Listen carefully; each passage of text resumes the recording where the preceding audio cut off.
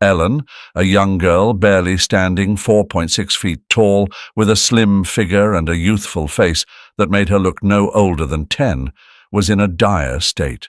She wore a simple white dress, and her large round eyes were filled with pain and fear. Her swollen abdomen was shockingly out of place on her small frame. Next to her, Edward, a man whose face was etched with worry and distress, rushed into the hospital with the girl in his arms, shouting desperately, "Doctor, please! She's about to give birth!" Edward's cries echoed through the hospital corridors, grabbing the attention of everyone around. The nurses, taken aback, hurried towards them, while patients and their companions watched the scene in disbelief and concern. "What's going on?" asked one of the nurses, trying to stay calm as she approached the pair. Seeing Ellen's condition, she fought to maintain her professional composure despite the outrage brewing inside her. "She's in labor!" Edward exclaimed, his voice breaking with desperation. "Please, we need help." Wasting no time, the nurse called through the intercom, "We need a stretcher at the main entrance, quickly." As they waited for the stretcher, the nurse tried to comfort Ellen, who was barely conscious from the pain. "Hang in there, sweetheart. We're going to help you," she said gently, though inside her anger and confusion were growing. How could such a young girl be in this situation? When the stretcher arrived, they carefully placed Ellen on it and rushed her to the emergency room. Edward attempted to follow, but another nurse stopped him. "I'm sorry, sir, but you need to stay here," she said firmly, yet with compassion. "We'll take care of her.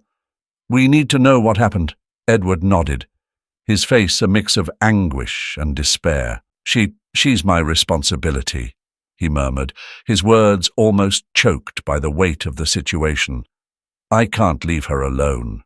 In the emergency room, doctors and nurses worked frantically to stabilize Ellen. The on-call doctor, a man with years of experience, had never seen anything like this.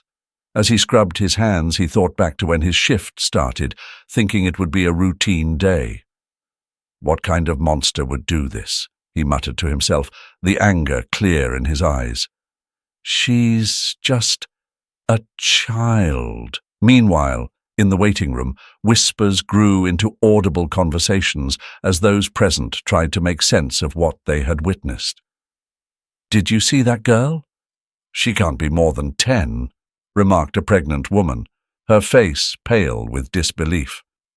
"And the man who was with her," added another, with a tone of disapproval. Edward sat in the corner, his head buried in his hands, trying to shut out the sharp comments surrounding him. The room buzzed with tension as voices whispered harsh judgments. He must be the one responsible.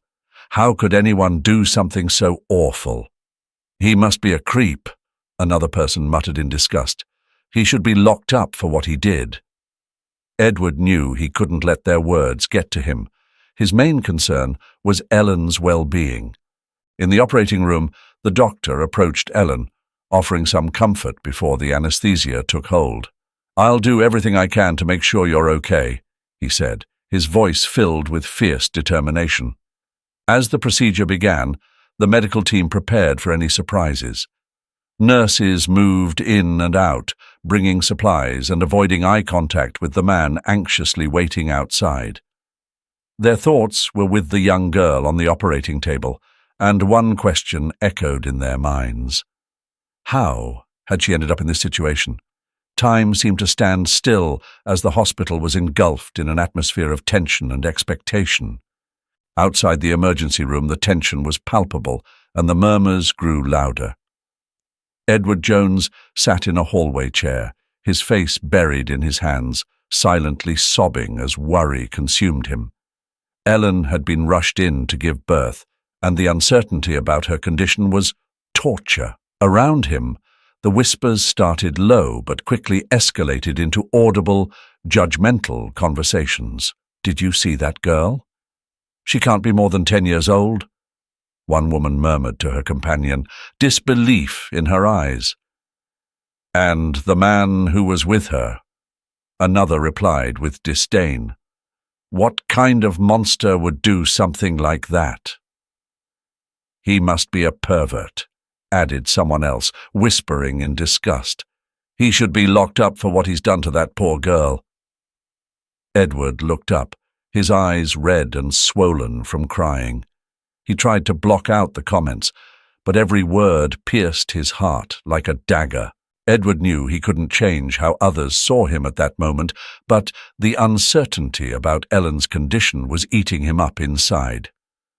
"We need to call the police," someone shouted from the back of the room. "We can't just stand by and let this happen." A nurse who had been watching with a mix of frustration and professionalism approached Edward. "Sir, we need you to tell us exactly what happened," she said, her voice firm yet tinged with compassion. Edward looked at her with desperation in his eyes. "Ellen, she needs help. That's all that matters right now," he replied, his voice breaking. The nurse nodded, understanding that she wouldn't get much more from him in that state. "We'll do everything we can for her," she assured, trying to calm him. Meanwhile, an older woman, with a frown and her arms crossed, couldn't hold back her anger any longer. "It's a disgrace.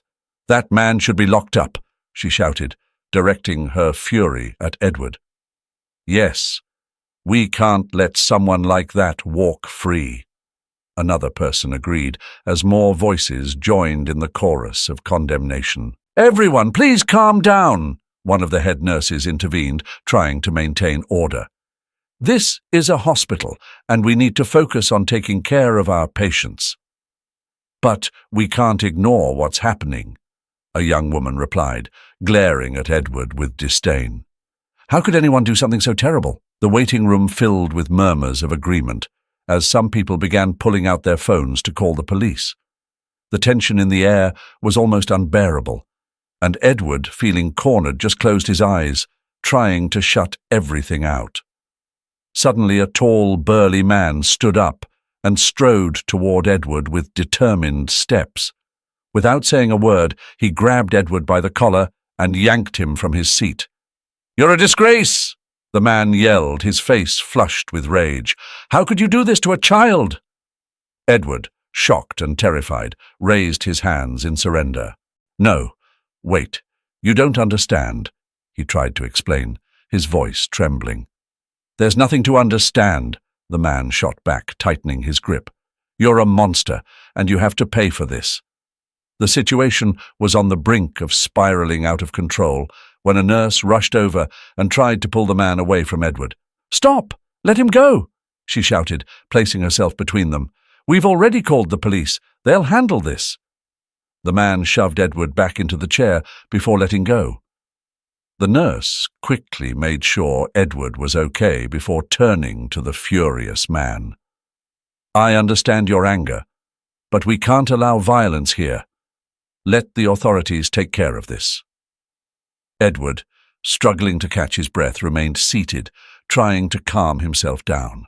Edward knew that he couldn't change how others saw the situation at that moment, but he needed to stay calm for Ellen's sake. Just a few minutes later, 2 police officers entered the room, responding to the numerous calls they'd received. They approached Edward with serious professional expressions. "Sir, we need you to come with us," one of the officers said, placing a firm yet non-threatening hand on Edward's shoulder. "But Ellen, she's—" Edward tried to protest, but his voice broke once again. "We'll look into what's going on here," the other officer reassured him. "But we need you to come with us to clear up a few things." With his heart heavy and his mind clouded with worry, Edward stood up and followed the officers while the murmurs and judgmental stares continued around him. He knew he had to tell the truth, but at that moment, all he could think about was Ellen's safety, desperately hoping that the doctors could save her. The walk to the police car felt like a march of shame. Each step echoed in Edward's mind, reminding him of the seriousness of the situation. The whispers and looks of disdain from those nearby were like poisoned arrows piercing his soul. Once at the station, Edward was led to an interrogation room. The room was cold and sterile, with grey walls and a softly buzzing fluorescent light. The metal table and uncomfortable chairs only heightened his sense of isolation and despair. "Sit down," one of the detectives ordered, pointing to the chair across from him. Edward complied, feeling the handcuffs biting into his wrists. "I'm Detective Ramirez, and this is Detective Gonzalez," the man said, opening a thick file. "We've received reports suggesting that you've committed an extremely serious act. We want to hear your side of the story." Edward took a deep breath. "Ellen is not a child," he began, his voice steady but filled with emotion. "She's my wife. She's 25, but she has a rare medical condition that makes her look much younger." The detectives exchanged glances, their faces unreadable. "You expect us to believe that?" Gonzalez asked skeptically. "It sounds like a convenient excuse." "It's not an excuse," Edward insisted. "We can provide medical records to prove it. She's been diagnosed with a pituitary gland dysfunction that affects her growth." Ramirez leaned forward, his expression stern. "So why hasn't anyone heard of this condition before? And why hasn't anyone else verified your story?" "We're going to need more than just your word," Gonzalez said, crossing his arms. "The situation looks very different from where we're standing." The interrogation room door swung open abruptly, and a resolute-looking lawyer stepped in. "I'm Edward Jones's attorney," he declared. "I demand a private conversation with my client." The detectives reluctantly exited the room, leaving Edward alone with his lawyer. Mr. Martinez, his lawyer, sat down across from him, his expression a blend of concern and determination. "Edward, I've spoken with Ellen," Mr. Martinez began. "She's okay and doing everything she can to sort this out. But you need to stay calm and trust that we'll clear this up." "Thank you," Edward whispered, feeling a wave of relief. "This is a terrible misunderstanding." "I know," Mr. Martinez replied, "but we need to prove it with evidence. I'm working on getting Ellen's medical records and contacting her doctor." When the detectives returned, Mr. Martinez stood up. "Apologies, detectives, but my client is entitled to a fair defense. Here are the preliminary documents that prove Ellen's condition." Ramirez took the papers, scrutinizing them closely. "This is just the beginning," he said sternly. "We need to verify every detail. Until then, Mr. Jones will remain in custody." "This is unfair," Edward protested, feeling desperation creeping over him. "Ellen needs my support, and I'm a victim in this too." "I understand," Gonzalez replied, though his tone remained skeptical. "But until we can confirm everything, we need to proceed cautiously."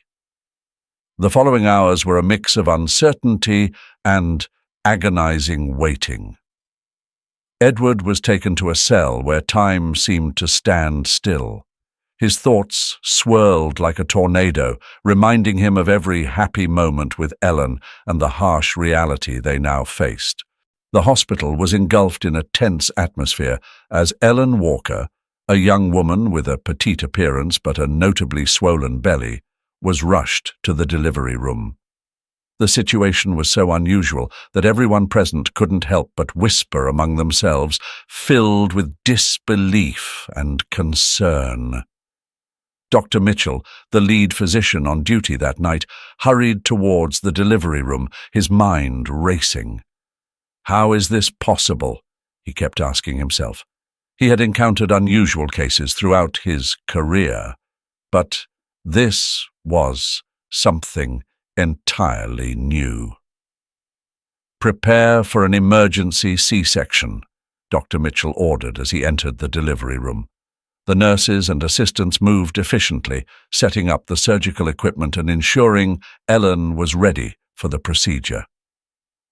Ellen lay on the stretcher, her eyes closed, her face pale from pain and exhaustion.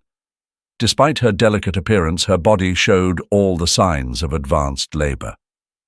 "Doctor, her vital signs are stable," one of the nurses reported, breaking the tense silence. Dr. Mitchell nodded, pulling on his surgical gloves. "All right, let's begin." As he made the first incision, Dr. Mitchell couldn't help but notice the details. Ellen's internal organs appeared fully developed and in perfect condition. Her uterus and ovaries were those of a grown woman, not a child. "This is incredible," he muttered to himself, though his remark didn't go unnoticed by the rest of the team. "What's going on, Doctor?" asked the head nurse, Mrs. Lopez, her voice a mix of curiosity and concern. Dr. Mitchell looked up, his eyes filled with wonder. "This young woman's organs are completely normal for someone in her 20s. There's nothing that suggests she should look the way she does." The team continued their work in silence, processing the information as they assisted with the delivery. After a few tense minutes, the loud, clear cry of a newborn filled the room. A wave of relief swept over everyone present. "It's a boy," Dr. Mitchell announced, lifting the newborn so Ellen could see him before the nurses took him to be cleaned and checked. Once the baby's well-being was ensured, Dr. Mitchell turned his attention back to Ellen. With great care, he completed the surgery, making sure there were no complications. As Ellen was moved to a recovery room, Dr. Mitchell removed his gloves and mask, still deep in thought. "We need to investigate this further," he said aloud, addressing the rest of the team. "Something here doesn't add up with what we know." Hours later, Ellen began to regain consciousness. She slowly opened her eyes, blinking against the bright light in the room. Beside her, a nurse held her baby, wrapped in a soft blanket. "Ellen, your son is healthy and strong," the nurse said with a reassuring smile. "Would you like to hold him?" Ellen nodded weakly, tears welling up in her eyes as she took the little one into her arms. "Thank you. Thank you," she whispered, her voice choked with emotion. The nurse watched the tender scene before speaking again. "Ellen, we need to talk to you about your condition. There are some things Dr. Mitchell needs to understand." Ellen nodded, knowing this moment would come. "I know. I'm ready to explain." Dr. Mitchell entered the room, his face still reflecting the seriousness of the situation. He approached Ellen's bedside and took a seat in a nearby chair. "Ellen, your internal organs are fully developed, like those of an adult woman," he began, carefully choosing his words. "However, your external appearance is that of a child. Can you help us understand how this is possible?" Ellen nodded, adjusting the baby in her arms. "I have a rare condition called hypopituitarism," she said softly but firmly. "It affects my pituitary gland, preventing my body from growing and developing normally on the outside, though inside I'm an adult woman." Dr. Mitchell nodded slowly, taking in the information. "That explains a lot, but we need to document all of this properly. We'll have to contact your previous doctors and gather all the records we can." Ellen glanced at her baby, then looked up at the doctor. "I understand. I'll do everything I can to help." Just then, a nurse entered the room with a worried expression. "Dr. Mitchell, there's something you need to know. Edward, Ellen's husband, has been taken into custody by the police. They're accusing him of a serious crime." Ellen felt as if her world was collapsing around her. "No! This must be a mistake," she exclaimed, her voice filled with desperation. "Edward is my husband. He hasn't done anything wrong." Dr. Mitchell stood up, his expression hardening. "I'm going to talk to the authorities. We need to get this sorted out immediately." The following hours were a mix of anxiety and waiting. Ellen was interviewed by several nurses and doctors, trying to gather all the necessary information. At the same time, Dr. Mitchell reached out to the physicians who had treated Ellen in the past to obtain her medical records. Finally, Dr. Mitchell met with the police chief, Captain Rodriguez, in a private room at the hospital. "Captain, I need to talk to you about Edward Jones," he began, his tone formal and urgent. "I'm listening, Doctor," replied the captain, his face expressionless. "Edward is not a criminal. His wife, Ellen, has a rare medical condition that affects her physical growth," Dr. Mitchell explained, handing over a folder containing the medical records. "These documents prove it." The captain reviewed the documents carefully, his expression softening slightly as he read. "I understand, Doctor. This is highly unusual, but we'll do everything we can to clear up the situation." Meanwhile, in the recovery room, Ellen held her baby tightly, praying that everything would be resolved soon. Finally, the door opened, and Dr. Mitchell entered with a look of relief. "Ellen, I have good news," he said gently. "Captain Rodriguez has reviewed the documents, and they're willing to release Edward while we continue the investigation. Everything's going to be fine." Ellen let out a sigh of relief, tears streaming down her face. "Thank you, Doctor. Thank you for everything." At that moment, Edward was escorted back into the room by 2 officers. His face showed signs of strain, but it brightened when he saw Ellen and their child. "Ellen," he whispered, moving closer to the bed. "I'm here." Ellen looked up, her eyes filled with love and gratitude. "Edward, everything's going to be fine now. We'll get through this together." As the family reunited, Dr. Mitchell and his team continued working to document the case and ensure that Ellen and her baby received the best care possible. Ellen's case became one of the most unforgettable moments in Dr. Mitchell's career. Although she had given birth to a healthy baby, her petite frame and medical condition required her to stay in the hospital for further care. News of her situation quickly spread throughout the hospital, sparking both curiosity and deep sympathy among the staff and other patients.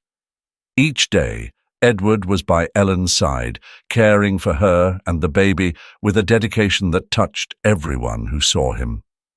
The nurses, who were used to witnessing all kinds of situations, couldn't help but feel a bit envious as they watched the attention and love Edward showered on his wife.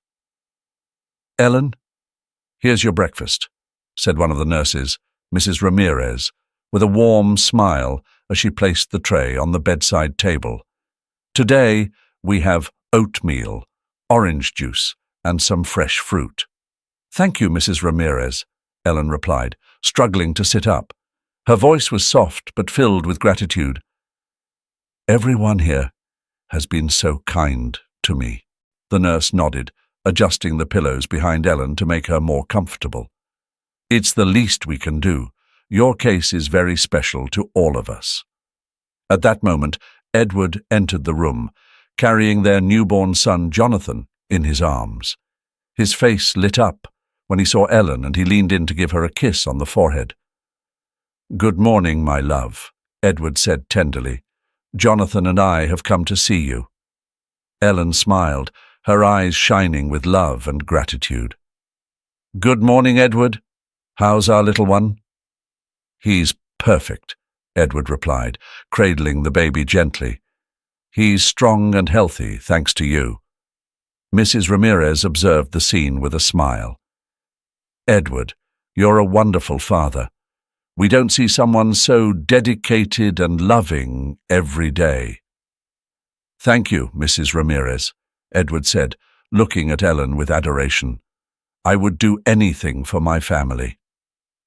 As the days passed, the bond between Edward and Ellen did not go unnoticed by the other patients and hospital staff. Their love and dedication became a frequent topic of conversation, generating admiration and respect. One afternoon, as Edward helped Ellen walk down the hallway to strengthen her legs, an older patient, Mrs. Garcia, approached them. "Excuse me," she said with a kind smile. I just wanted to tell you that you've inspired me so much. Seeing the love and care you have for each other is truly beautiful." "Thank you, Mrs. Garcia," Ellen replied, leaning on Edward's arm. "We've been through a lot together, and we're grateful to have each other." Mrs. Garcia nodded, her eyes filled with understanding. "That's what matters. Love and family are the most important things in life." As the days went by, Ellen gradually recovered, but her condition still required continuous care. Every day, Edward made sure she was comfortable, bringing her fresh flowers, reading her favorite books, and ensuring she always had what she needed. One afternoon, as Edward helped Ellen settle in after a short walk, one of the younger nurses, Miss Perez, approached with a shy smile. "Excuse me," she said, a bit nervously. "I just wanted to mention that everyone here talks about how amazing you are, Edward. The way you take care of Ellen and your son is truly inspiring." Edward smiled, gently squeezing Ellen's hand. "Thank you, Miss Perez. I'm just doing what any husband would do for the woman he loves." Ellen looked at Edward with tears of happiness in her eyes. "You're the best, Edward. I don't know what I'd do without you." Miss Perez nodded, visibly moved.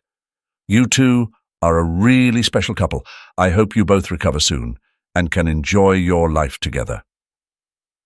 Edward and Ellen's relationship touched not only the nurses, but also the medical staff. Dr. Mitchell, who had been closely monitoring Ellen's progress, often stopped by to chat with them. "Edward, Ellen," Dr. Mitchell said one afternoon while reviewing Ellen's chart, "I'm impressed with how you've handled this situation. Your love and dedication are truly remarkable." "Thank you, Doctor," Edward replied, with Ellen nodding in agreement. "We're grateful for everything you've done for us here." Dr. Mitchell smiled as he closed the chart. "It's a pleasure to help such a strong and united family. Ellen, your recovery is coming along well. With a bit more time and care, you'll soon be able to go home." The doctor's words brought a wave of relief and hope to Ellen and Edward. They knew the road to full recovery was still long, but they faced each day with determination and the unwavering support of those around them. As the sun set over the hospital, painting the sky in warm shades of orange and pink, Ellen lay back in her bed with Edward and Jonathan by her side. She felt a deep peace and immense gratitude for life and for the love she shared with her family. "Ellen," Edward whispered, gently stroking her hair, "I love you more than anything in this world. Nothing will change that." "And I love you too, Edward," Ellen responded, her eyes filled with emotion. "Together, we can overcome anything." In that moment, surrounded by the warmth and support of their loved ones and the hospital staff, Ellen and Edward knew that no matter what challenges they faced, they would always have each other. Their love, stronger than ever, was the true force that sustained them and guided them toward a bright and hopeful future. After spending several weeks in the hospital, the day finally arrived when Ellen, Edward, and their little Jonathan could head home. The sun was shining brightly in the sky, heralding a fresh start for the young family. Edward gently pushed Ellen's wheelchair while she cradled Jonathan in her arms. His cherubic face and bright eyes filled with curious wonder as he took in the world around him. "We're ready to go home, Ellen," Edward said with a warm smile, helping his wife slowly rise from the chair. "Everything is going to be all right." "Yes, Edward. I'm ready," Ellen replied, feeling a blend of excitement and relief. "I can't wait to begin this new chapter with our family." As they exited the hospital, they were met by a throng of journalists and photographers. The flashes of cameras were relentless, capturing every moment as the family made their way to the exit. "Ellen! Edward! How do you feel about going home?" one reporter shouted. "We feel incredibly blessed and grateful," Edward responded, gently squeezing Ellen's hand. "The love and support we've received have given us the strength to get through it all." "Ellen, tell us about your experience in the hospital," another journalist asked, thrusting a microphone toward her. Ellen smiled, her eyes brimming with gratitude. "It's been a challenging journey, but we've had the support of a wonderful medical team and our family. I'm so thankful for all the love and care we've received." As they continued to walk, the reporters kept firing questions, but Edward and Ellen remained calm and appreciative, aware that their story had touched the hearts of many. Once home, the family began to adjust to their new life together. Time flew by, and Jonathan grew up healthy and strong, surrounded by his parents' unwavering love. Edward and Ellen's story became an inspiration for many, a reminder that true love can overcome any obstacle. 6 years later, on a peaceful summer afternoon, Edward and Ellen sat on their porch, watching Jonathan play in the yard. The setting sun cast a warm golden light all around, and the air was filled with the joyful sounds of their son's laughter. "Look at our little one, Ellen," Edward said with a smile, his eyes full of pride and love. "It's amazing how much he's grown." "Yes, he's such a wonderful boy," Ellen replied, taking Edward's hand. "I can't believe how much our lives have changed since he was born." Edward nodded, gently squeezing Ellen's hand. "We've been through so much, but every moment has been worth it. I'm so grateful to have you and Jonathan." "And I feel the same about you, Edward," Ellen said, her eyes glistening with tears of happiness. "Your love and support have been my strength. I don't know what I would do without you." "I'll always be here for you, Ellen," Edward said, leaning down to gently kiss her. "No matter what the future holds, I know we can get through it together." At that moment, Jonathan dashed toward them, his face bright with a mischievous grin. "Mom, Dad, look what I found," he shouted, holding a tiny bug in his hands. Ellen and Edward laughed, reveling in their son's pure joy. "That's awesome, Jonathan," Edward said, ruffling his son's hair. "You're an amazing little explorer." As the sun set, the family gathered on the porch, savoring the peace and happiness of being together. Edward and Ellen's story had not only been a testament to their love and resilience, but also a source of inspiration for everyone lucky enough to know them. So, surrounded by their son's love and unwavering support from each other, Edward and Ellen looked toward the future with hope and confidence, knowing that together they could face any challenge and cherish every moment of their shared life.